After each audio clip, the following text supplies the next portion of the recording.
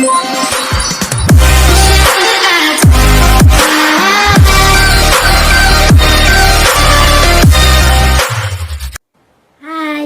perkenalkan, nama saya Karunia Tumilaan. Saya adalah mahasiswa aktif di Universitas Pembangunan Indonesia Manado, kelas A1, Fakultas Keperawatan, Program Studi Ilmu Keperawatan.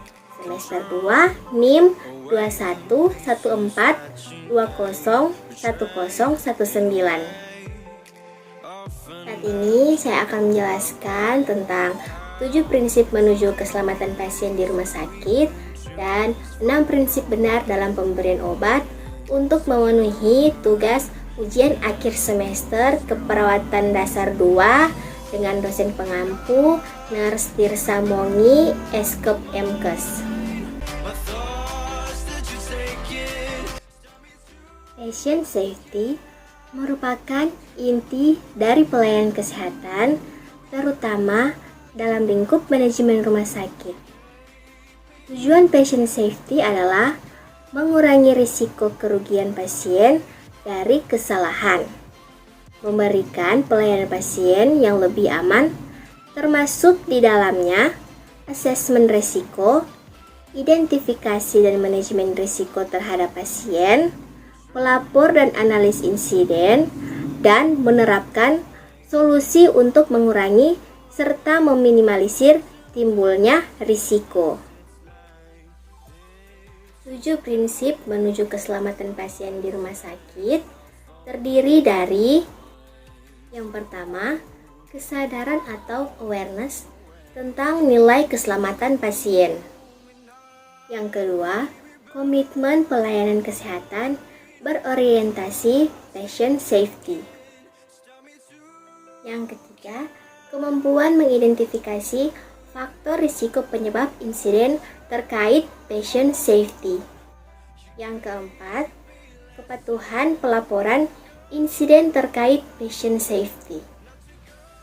Yang kelima, kemampuan berkomunikasi yang efektif dengan pasien tentang faktor risiko insiden terkait patient safety. Yang keenam, kemampuan mengidentifikasi akar masalah penyebab masalah terkait patient safety.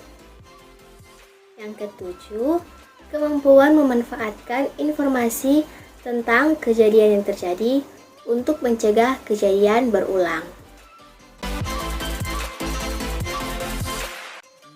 Tujuan pemberian obat yaitu memberikan obat sesuai dengan prosedur agar mendapatkan efek obat yang diinginkan dan bisa memberikan efek penyembuhan terhadap suatu penyakit ataupun keluhan yang dirasakan oleh seseorang. 6 prinsip pemberian obat. Yang pertama yaitu benar pasien. Sebelum memberikan obat, cek kembali identitas pasien. Yang kedua, benar obat. Sebelum memberikan obat kepada pasien, label pada obat atau kemasan harus diperiksa minimal 3 kali. Yang ketiga, benar dosis. Sebelum memberikan obat, perawat harus memeriksa dosis obat dengan hati-hati dan teliti. Jika ragu, perawat harus berkonsultasi dengan dokter atau apoteker sebelum dilanjutkan ke pasien. Dan keempat, benar rute. Ada banyak rute dalam memberikan obat. Perawat harus teliti dan berhati-hati agar tidak terjadi kesalahan dalam pemberian obat. Yang kelima, benar waktu. Ketepatan waktu sangat penting, khususnya bagi obat yang efektivitas tergantung untuk mencapai atau mempertahankan darah yang memadai. Ada beberapa obat yang diminum sesudah atau sebelum makan. Juga, dalam pemberian antibiotik, tidak boleh diberikan bersamaan dengan susu, karena susu dapat mengikat sebagian besar obat itu sebelum dapat diserap tubuh. Benar dokumentasi. Setelah obat itu diberikan, kita harus mendokumentasikan dosis, rute, waktu, dan oleh siapa obat itu diberikan.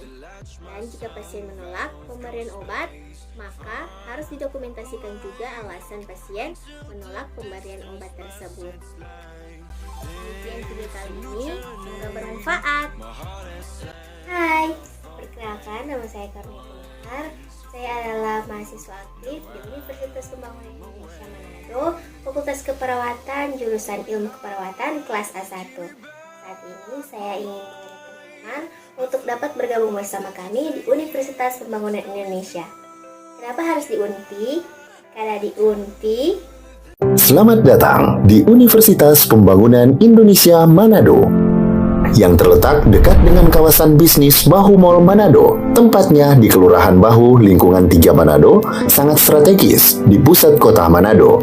Dibangun di atas lahan seluas 2,5 hektar, Universitas Pembangunan Indonesia Manado berdiri megah dengan ruangan 7 lantai, terdiri dari ruangan kelas, ruangan kantor, perpustakaan, laboratorium komputer, laboratorium keperawatan, pengadilan semu, dan laboratorium bahasa, kantin, serta rooftop di lantai atas.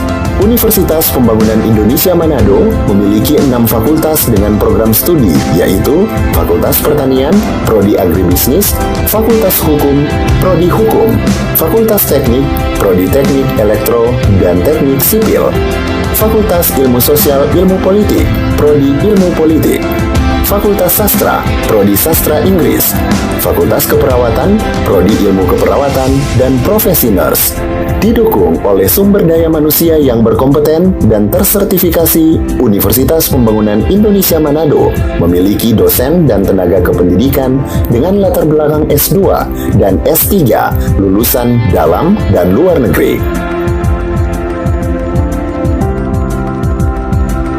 Proses belajar mengajar dilaksanakan dengan teknologi informasi merujuk perkembangan dunia modern saat ini, dilakukan dengan sistem e-learning dan sistem ujian online atau ULAIN.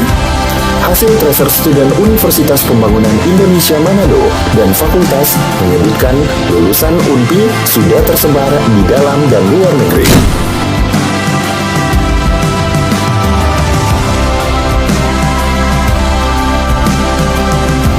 Selamat bergabung putra-putri terbaik bangsa. Kembangkan dirimu, raih cita-citamu setinggi bintang di langit. Kami siap menghasilkan generasi terbaik dan pemimpin di masa depan.